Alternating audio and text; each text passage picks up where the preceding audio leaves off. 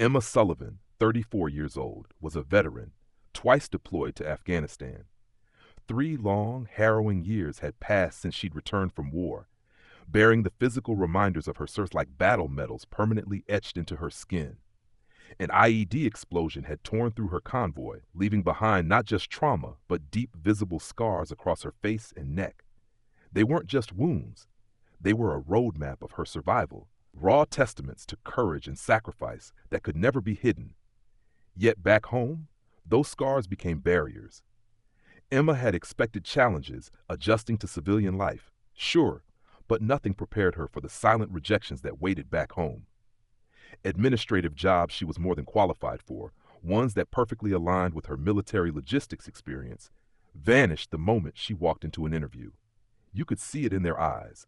The polite nod, the tight-lipped smile, and then the inevitable, "We'll be in touch." But they never were. After half a year of doors slamming in her face and rent looming overhead like a shadow, she's the only job she could get, waitressing at Dottie's Diner, a cozy but unremarkable spot in her quiet rural hometown. It wasn't glamorous, it wasn't her dream, but it was something. Every single day, Emma showed up on time and worked hard. She didn't complain, not once. She never brought up her military past. Why would she? It only seemed to make people uncomfortable. She had learned to ignore the lingering stares, the sharp whispers, the way parents would reach protectively for their children when she walked by, as if she were a monster, not someone who had once shielded lives under fire. Then came a Sunday morning like any other. The diner buzzed with the post-church crowd, voices rising in casual conversation over clinking cutlery and the comforting scent of bacon and coffee. Emma balanced 3 plates on one arm, a pitcher of orange juice in the other. As she gently set a plate of fluffy pancakes on a table, she heard it. Barely a whisper, but it hit like a punch. Why would they hire someone who looks like that? Totally ruins my appetite. Emma turned away, pretending not to hear, though her grip on the pitcher trembled just enough to send tiny ripples across the juice. Behind the counter, Dottie, the owner who'd hired her, watched the interaction unfold. Emma longed for a sliver of support. Instead, Dottie frowned, as if Emma had brought the discomfort on herself simply by existing. Just then, a small boy walking past with his mother pointed directly at Emma's face. "Mommy, what happened to that lady's face?" he asked loudly, his tone more curious than cruel. "Don't stare," the mother scolded, tugging him away with urgency and embarrassment, never once acknowledging Emma. "It's rude to look at people like that." Emma forced a smile, barely clinging to composure. She focused on her breathing, just like her therapist had taught her. In through the nose, count to 4. Out through the mouth, count to 6. That rhythm had steadied her during firestorms in Kabul. Surely it could carry her through Sunday brunch in Tennessee. "Order up for table 7," the cook bellowed from the back. Emma collected the plates, brushing her fingers over her name tag. Beneath it was a tiny American flag pin, her quiet, almost invisible nod to the service she rarely spoke of. Most customers never noticed it. Most didn't care. "Could we get some more coffee over here?" a man at table 5 waved impatiently. But the moment Emma turned in his direction, he visibly recoiled as if disgusted by who would be serving him. She kept her face blank, her steps even, pretending it didn't sting. During a short lull, she slipped into the restroom. The cold splash of water on her face was a momentary relief. The mirror, though, was unkind. It reflected back pink, puckered scars, the kind surgery could only do so much for. One pulled at the corner of her right eye, creating a permanent dimple in her cheek. She didn't see those scars anymore. Not really. Why couldn't others stop staring? Back in the dining room, Emma noticed a teenage boy at table 9 watching her. But there was something different about his gaze. It wasn't her scars he was focused on. He was looking right into her eyes, serious and still. His hand rested over his heart, a gesture she hadn't seen in years, not since leaving the service. What did he know? Why was he looking at her that way? Even as her steps slowed, the weight of judgment grew heavier. Whispers became louder, stares more blatant. Even Melissa, the other waitress on duty, had started redirecting tables away from Emma's rotation. "Table 4 needs a refill," Melissa said, eyes darting elsewhere. "But maybe I should take it." They seem particular. Emma heard the meaning beneath her words. She swallowed hard. I can handle my section, she replied softly, reaching for the coffee pot. As she approached the table, an elderly man in a crisp golf shirt looked up with pure distaste. Isn't there someone normal who can bring our food? He said. The words struck like shrapnel. She had survived firefights, explosions, and life-threatening injuries. But these everyday cruelties? They still hurt like hell. Emma bowed her head, blinking fast. I'm sorry for the inconvenience, sir. I'll see if someone else can assist you. His companion, a woman in a tailored suit and oversized diamonds, added with a sneer. We're just trying to eat, you know. It's distracting. Distracting. That's what she was now? Emma nodded mechanically and turned away, barely making it 7 steps toward the kitchen before she felt the cracks beneath her composure start to widen. Dottie intercepted her by the counter, steering her toward the back office. Emma, honey, can I have a word? The staff room reeked of stale cigarettes and too sweet air freshener. Dottie busied herself with receipts, not meeting Emma's eyes. Look, I value your work ethic, I do, but if customers are uncomfortable, Emma's voice was steady, even as her heart splintered. You need to think about business. Maybe kitchen duty, Dottie suggested, almost apologetic. Or evening shifts, when it's darker, less crowded. Emma said nothing about her Purple Heart, nothing about the bullets that had pierced her tent as she scrambled to save lives, nothing about the heroism detailed in her military record. All she said was, I'll finish my shift. Returning to the dining room, Emma saw that the teenage boy from earlier was still watching her. He looked around 16 with kind, solemn eyes. Unlike everyone else, he didn't avert his gaze. He met hers head on, calm and steady. She couldn't read his expression, but he wasn't mocking her. That much was clear. At table 8, a group of businessmen chatted boisterously. One noticed Emma nearby and called out to his friend, Hey, Jim, remember that horror movie we saw last week? The one with the freaky face? She kind of looks like that. He nodded toward Emma. Laughter erupted. Even the one who looked mildly uncomfortable joined in. None of them knew that Emma's scars were earned pulling 2 soldiers out of a burning vehicle after an ambush, that the explosion had killed 3 others, that despite her own wounds she dragged one man 100 yards to safety. Her citation called it extraordinary heroism under grave danger.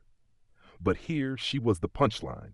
The teenage boy stood slightly as if ready to speak, but his mother placed a gentle hand on his arm. He sat back down, but his eyes never left Emma. That boy was Tyler James, son of Captain Michael James, a soldier from Emma's unit. He'd grown up hearing stories about the brave medic who had saved lives when all hope seemed lost. He'd seen her photograph 1,000 times, young, smiling, proud in uniform. He'd recognized her the moment she walked into view, not from her scars, but from her eyes. Those determined, steadfast eyes. Suddenly, a new group entered the diner, 4 loud men in golf shirts. They were seated in Emma's section. From the start, their tone was cruel. Hey, Scarface, can we get some service over here? One of them yelled, laughing. Emma walked over, notepad in hand, her face expressionless but her heart thudding. Welcome to Dottie's. What can I get for you today? What happened to your face? Another asked, smirking. Bar fight? Car wreck? I can recommend the pancake special, Emma replied evenly, ignoring the insult. Or our country breakfast. I asked you a question, the man snapped. What's wrong with your face? The entire diner seemed to still. Dottie avoided the scene. Melissa vanished. Emma stood her ground. I was injured while serving in Afghanistan, she said, her voice low but unwavering. Now about your order? Afghanistan? One of them scoffed. Probably just spilled something on herself. A woman in combat? What a joke. Her hand trembled, and the pen scratched across her notepad. She wanted to scream, to cry, to run, but she stood tall. I'll give you a moment to decide, she said, turning. No, wait, one man called, knocking his water glass to the floor. Look what you made me do. Clean it up. Emma knelt, cheeks burning, picking up broken glass as laughter filled the air. And then, Emma, enough. Dottie's voice cut sharply through the din. She stormed from behind the counter. That's it. You're making everyone uncomfortable. I need you to clock out. Emma stood up slowly, still holding the glass shards. I haven't finished my shift. I'm sorry. It's just not working out. These disruptions, they're bad for business. Emma froze, not from surprise, but from the strength it took not to cry. She had survived bombs, bullets, and bleeding comrades. But this dismissal over a face that told her story, it shattered something deeper. "You're firing me because of how I look." The words escaped her before she could reel them back in, and the diner fell quiet. "I'm firing you because customers are complaining," Dottie finally said, her voice barely above a whisper. She couldn't even meet Emma's eyes. The tension in the diner was thick, almost unbearable. It hung in the air like smoke after a fire. Some patrons stared down at their plates, clearly ashamed, while others watched with that cruel kind of curiosity, the kind that makes you feel like a spectacle instead of a person. But not one of them spoke up. Not one. That's when it happened. Tyler, the teenage boy from Table 9, rose quietly from his seat. He was young, maybe 15 or 16, with a soft face still untouched by the bitterness of the world. His mother reached out, grabbing his wrist, her voice a frantic whisper. "Tyler, sit down." But he gently pulled away. "Can I say something?" he asked, his voice cracking with a mix of nerves and determination. He looked scared, but brave. Every head turned. The entire diner fell into a deep, almost reverent silence. Tyler stepped into the center of the room and looked straight at Emma. His voice grew steadier with each word.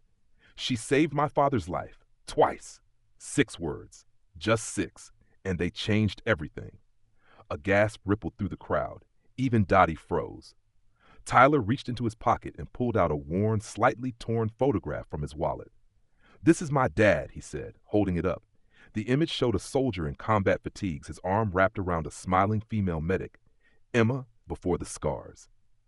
"Captain Michael James, 10th Mountain Division. 2 Purple Hearts," Tyler added with pride. He walked up to Emma with a solemn reverence, his eyes filled with respect.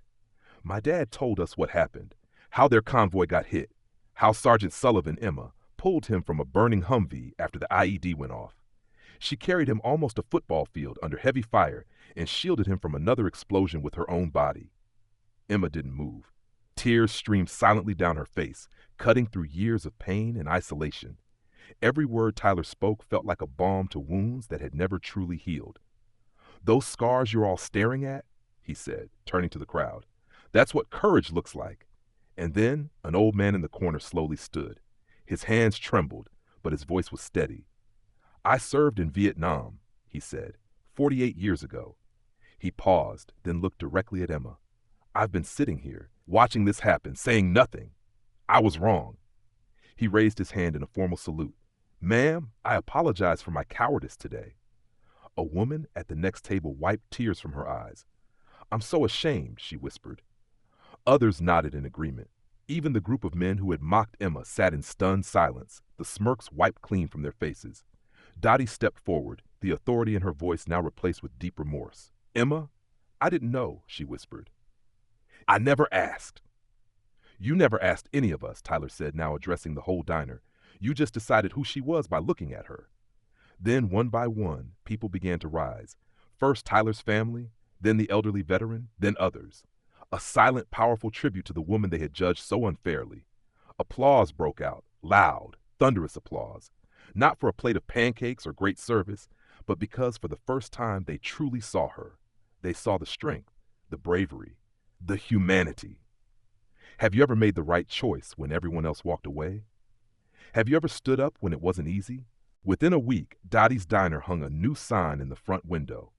"Proudly serving veterans, all welcome here." That moment had changed everything. Emma didn't stay long after that day. A representative from the Veterans Affairs Office contacted her and offered her a position as a communications coordinator for their outreach program. "We need people who understand what it means to come home changed," they told her. Emma accepted. On her last day, customers lined up, not just to pay their bills, but to leave her tips, thank you cards, and quiet apologies. Some looked her in the eye. Others couldn't, but their gratitude spoke louder than words. Dottie approached Emma, holding a framed painting, a portrait of Emma in her waitress uniform with the American flag behind her. "So we never forget what service really looks like," Dottie said, her voice breaking just a little. Tyler and his family visited often at the VA office. Captain James, Emma's old comrade, volunteered alongside her, helping other veterans navigate the rocky road home. They were a team once again. 6 months later, Emma was invited to speak at the local high school's Veterans Day assembly. As she walked onto the stage, her eyes found Tyler in the front row. He stood tall, at attention like a young soldier. When it was his turn to introduce her, he did so with pride and conviction. Heroes don't always wear uniforms, Bev, he told his classmates. Sometimes they wear aprons and serve you breakfast. Sometimes they carry scars that tell stories of courage most of us will never understand. Emma touched the raised tissue along her jaw, a gesture that used to be self-conscious, but now carried nothing but pride. She no longer saw her scars as disfigurements. They were proof that she had endured, that she had saved lives. Scars don't make us ugly, she said into the microphone. They tell the story of a battle we survived, often so others could live. She paused, locking eyes with Tyler. And sometimes it takes just 6 words from a brave young person to make the whole world stop and listen. Across town, Dottie's Diner had a new wall of honor. Photos of local veterans lined the space. At the very center was a picture of Emma, framed beautifully. Beneath it, a small plaque read, "Courage serves daily." Have you witnessed or experienced injustice like this? Then your story matters too. Share it. Speak up. Because sometimes it only takes one voice to make the world see what it's been blind to for far too long. And if you were there that day, when a boy stood and reminded a room full of strangers what a hero looks like, you'd never forget it. "Miss, your face looks disgusting," someone once jeered. The waitress froze, hand trembling, water spilling onto her skirt. Laughter erupted from a nearby table. The scars on her face glared beneath the diner lights. She didn't speak, didn't cry, didn't run. But then a teenage boy in a corner booth stood up. He looked straight at the bullies and said 6 words that echoed across the room and across hearts. "She saved my father's life, twice." Have you ever seen injustice like this?